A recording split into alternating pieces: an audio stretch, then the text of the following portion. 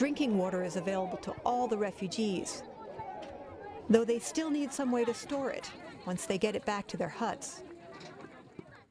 Making water pots is typically a job for women.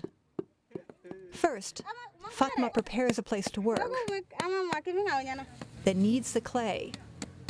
She dug this batch out of a dry riverbed over 10 kilometers away. Her mother taught her how to shape pots, and without a husband in the camps, this is how she supports her 3 children.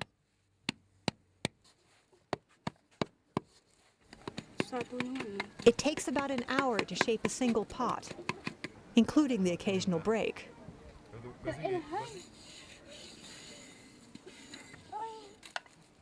Once she's done, Fatima gathers what little wood she can find and heads out to the open desert to prepare the fire.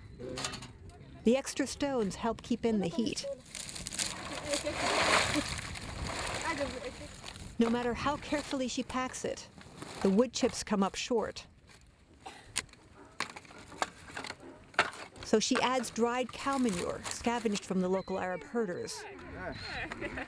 There's not much entertainment in the camp. The fire draws quite a crowd.